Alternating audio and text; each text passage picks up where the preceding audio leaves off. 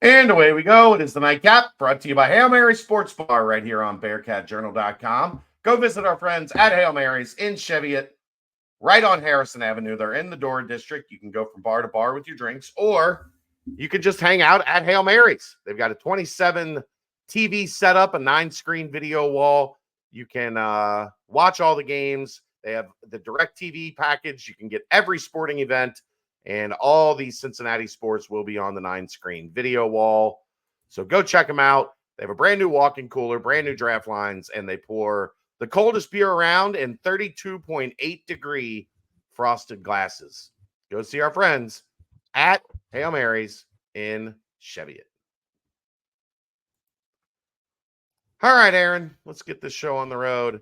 It is time for Talkin' Bout Talkin' on a Tuesday. No Keegan today. I had to put in extra work as he is out at media days in Kansas City. So follow him tomorrow on Twitter. He will have all of the information and details live from Kansas City, and then he'll be heading off to Boulder for a couple vacation. I guess I'm paying for a couple vacation days. Did he even come home since? I guess, well, yeah, he was home for the weekend. Yeah. Just No, going but he went out there. Yeah, he went out there yesterday. It was cheaper to just send him to Colorado. He's got a buddy out there that he can shack up with in Colorado. So it was cheaper just to send him there than to bring him home and then fly him back out. So he'll have you taken care of for all that good stuff. But Aaron, talking about talking, have at it. All right. Well, as any Tuesday during football season, we start off with Coach Scott Satterfield, who talked first about the game this past Saturday, said we swarmed to the ball and played physical. Seemed happy with the defense. Said a lot's at stake this week. Thanks, Coach. Said that Colorado is hard to defend, hard to stop, hard to slow down. They are number one in sacks and tackles for losses, they being Colorado, not Cincinnati. Said that the Bearcats' emphasis, this was in response to your question, Chad, the emphasis has been on completions. That's why you see the higher completion numbers, but they need to be better with the deep shots. Just that hasn't been the focus as they've been game planning. It's not that they haven't tried them, they've just not been successful. Said the defense is going to need to mix things up on Shadur. It's going to be Shadur is very good. The Bearcats need to do better in the second half, particularly in the scoring offense. Said that Shadur doesn't get rattled. He sees things differently. He anticipates. Linebackers for the Bearcats have gotten more comfortable in their roles, which is why you're seeing defense getting better. So that Evan Pryor has been a great compliment to Kiner, and did mention that he still has another year left to play. Obviously, you like to hear that. It was mentioned that John Williams gets overlooked. He talked about how great an offseason John Williams had and how well he's played, especially of late. Said that this team is taking things one game at a time. Even mentioned how many cliches he said in that sentence. One game at a time, 1 week at a time, playing for championships, all the coach speak, and then kind of made fun of himself as he dropped pretty much every coach speak cliche that you could in that answer. But said that the leaders, he went on to mention just it's not just lip service as he's giving all these cliches. Said that the leaders have held people accountable since the spring. It's been something that they worked on in the offseason. Obviously, it's carried over from the offseason into the season, and you're seeing this team starting to reap the benefits of how much focus went into leadership and how this team was kind of run from within, not just the coaches, but also the leaders, making sure that things are taken care of. It was mentioned that this fourth down that they missed this past week was the first one of the season. Said that going back, he would probably like to change the call, of course, hindsight being 2020 and all, but also mentioned just that you take you go from fourth down there because you taking the field goal doesn't really do much for you in the score, and that again, he went on to mention a second time just that he would probably change the call, but it just is what it is. Said that Sorsby has played in big games at Indiana. He is surrounded by guys on this offense that he has confidence in, that the team has confidence in, and that he feels like the offense is certainly ready for this big of a game. He said that the receivers always do try to continue to work to try and get open for Shadur, and said that the strength and training staff always preps the team, and they're not going to change their routine or how they handle things because of the atmosphere. That's For the altitude. Yeah, there it is. One of those big A words. It's fine. I mean, yeah, it's fine. Anything to mention on Coach Satterfield before moving on? No, I do think the one thing that's important to like, I know, when you think of mobile quarterback, you think of a guy that wants to run. Like Shadur doesn't want to run. Like that's, I think, the biggest challenge for this defense is he wants to throw. So he is going to get out of the pocket, but unless he's just got wide open green grass in front of him, his eyes are downfield and his receivers know it. So they're working continuously. Like they know not to stop. They're not running their route and then just breaking it off and standing there. They're running the route and then which side of the pocket is he out on? Like, where do I need to get open? And he can make a lot of damaging plays downfield outside of the pocket. So it's just a little different than, the assignment the past couple of weeks is that quarterback's going to pull the ball, or that quarterback, when he gets out of the pocket, his eyes immediately drop down and he becomes a runner.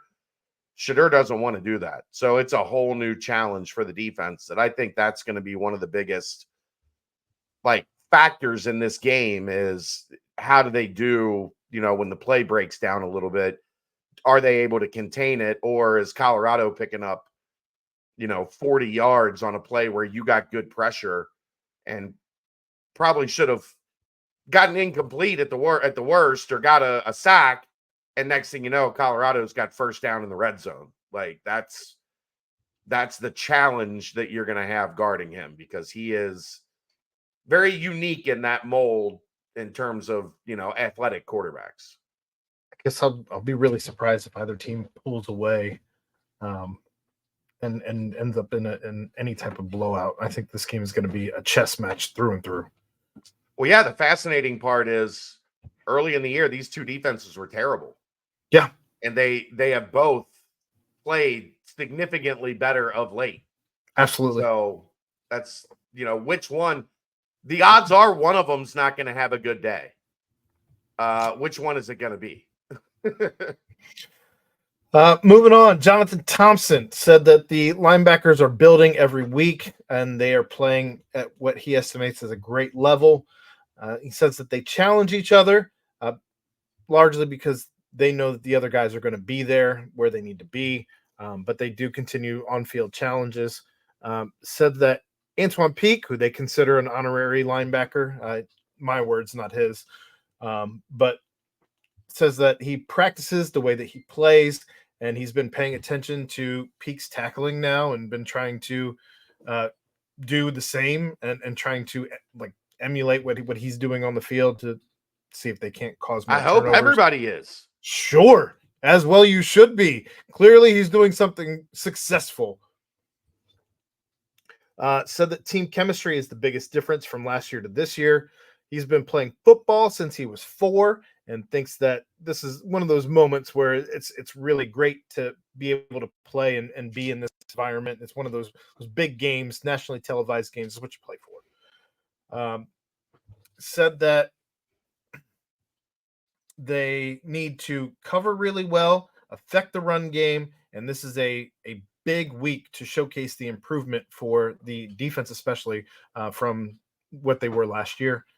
And said they got plenty of time to nap before this game, so we'll see how many naps are taken and if that equates to a victory. A lot of naps. Evan, Be a lot of naps. look, and you're starting a game at 10:15 Eastern. Yeah, I don't blame A you. lot of naps. Evan Pryor said that this is the first time I think he's been on the mic. Yeah, like I think we talked to him at Higher Ground. In a presser. I think it's Yeah. Said he used his speed and knew it was a touchdown on that long run. Says that he is very comfortable in space and has confidence in himself. He was locked in all week, and when he gets an opportunity, he will always make the most of it. He's happy to make a play and felt the team got confidence after he made that big long run. After Pitt, he said they kept that feeling with them. He mentioned in their back pocket, saying that it made them want to go as hard as they could. Said that the teams play run hard every week. I don't know what my own note was there, but that's what I have. Said that the whole team has extra juice playing meaningful football. And I think probably my favorite line of any of these pressers today was when he said that we've got guys too, just the same as they do. And he's not wrong. We put our pants on one leg at a time, just like they do, Aaron. And the thing that impresses me with him, that's got to be a difficult job, right? Like you're going to get 6 to 8 touches. He mentioned I don't get many touches. I know I'm not getting many touches. Yeah. They're not scheming a game plan for Evan Pryor. Yeah. No. But he's still been able to, 4 times find the seam and take it to the house? Game-changing plays. Like literally game-altering plays. Yes. Brendan Sorsby in a quick week for him. I feel like he didn't talk much this week. I actually missed the first 2 questions. That's on me. Said that Keegan's supposed to be there to do this shit. It's not my responsibility. Said that he's excited to experience the environment that is Colorado. He is comfortable with the receivers, and having all of the weapons on the field at once has been key. Said that confidence may come from baseball, but he honestly has no clue where it comes from. He just wants to have fun while he's out there. He said that this team is right where they want to be and they control their own destiny. He believes in the program. Quarterback talk. Said that the older guys have pushed to get the program back to where they want it to be. But then he went on to say younger guys have made a difference in that as well. And then he just pretty much mentioned the entire team. Whoever you may be, you have made a difference getting this program back to where they want it to be. Said that he is confident in the defense and they need to score. He essentially said they need to score more than Colorado. And he said they're going to score points. They're going to score points. We need to score more points. Sorsby's hilarious on the mic. He is subtly just hilarious. It's the driest humor ever. But it's anyway. So that Tengestal came in and he did the job, got the job done, swapped out a guy, and didn't really notice much of a change. And after that first cut, he knew that Evan Pryor had 6. So not a ton from young Brendan Sorsby this week. And then you interviewed John Williams on the sidelines after practice. He said that he had some great answers. That I didn't expect that interview to be as good as it was, and it was fantastic. No, he's great. He hates it. He hates talking to the media, but he's really good at it. Like really good. That's the frustrating part with him. He's a really smart dude, and he's really good on the mic, and he doesn't like any of it. Like maybe top 10 since in the 4 years I've been covering, he's made probably in the top 10 of like just quick, really deep thoughts. Anyway, and kind of funny. Yeah, like naturally, not forced. Yeah. Anyway, he said that give me more John Williams. He said that pass protection was worked on very heavily in the offseason. Almost seemed to, he didn't say it out loud. You didn't really press on it, but he almost seemed to think that it cost some of the run protection and how heavy they were in pass protection. Again, my words, not his. Go back and listen to it. That's what I was getting at. Go back and listen to it if you want to form your own opinion. But it's very early on. Sorsby standing in there adds another dimension. He can throw the ball, and we can throw the ball and win games now. Yeah, you're right. Said that Coach Cardwell is so much better this year, and that just the relationship that Cardwell has with the line and all of that has been excellent. Said that the fumble recovery motivates him. He uses it as a learning moment. I don't know if you want to tell the story there or. I mean, everybody remembers, right? He got a shot at left tackle like his redshirt freshman year, and there was a fumble, and instead of falling on it, he picked it up and tried to run. Scoop and score! And it didn't go great for him, and then he didn't play for a long time after that. Like, he had to start basically back at the bottom and build his way up. So I didn't think I could do the interview without mentioning it. Yeah. Asking him about like how he used that as who knows fuel. If you're gonna who knows if you're gonna get John Williams again. So like ever. Right. Had to ask. But yeah, he said he tries not to think about it. He's tried to compartmentalize it is the word he used. And it still continues to be something that he will think about to try and motivate himself. Said that the last 2 wins have felt very big and have been momentum building. Said that Pitt gave the team a slice of humble pie, and this team has decided to bounce back since then. Said that they cannot dwell on last year. They try not to think about it too much. And this season, he just knew they were turning around. Like there wasn't another option for this team. Said that they have great vets, and the young guys have been equally as fantastic, and things are really working out for everybody. And again, Tengisdal stepped in, played very well, and he seemed like a big brother. Proud of him. Yeah, I mean he's the guy that's well liked. So good to see him. Yeah, good to see him get in there and get an opportunity and take advantage and kind of. That's the thing on offensive line. Like a lot of it is just trust. Like, can we trust you to go in there and not fuck it up?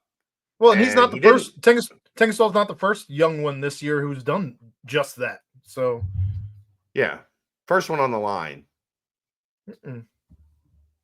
No, what's the kid that came in with Ethan Green? Also Harder. Guard. Harder. Yeah, Harder also. Jonathan Harder. Yeah, you're right. But yeah, so you need that because you might not have either of your guards next year.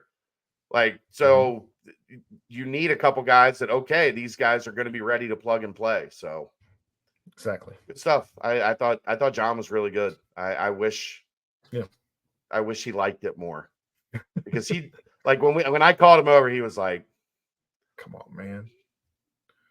Do I have to?" And I was kind of like, yeah, I would like it if you came over and talked to us for a couple minutes. Please, sir. Please, sir.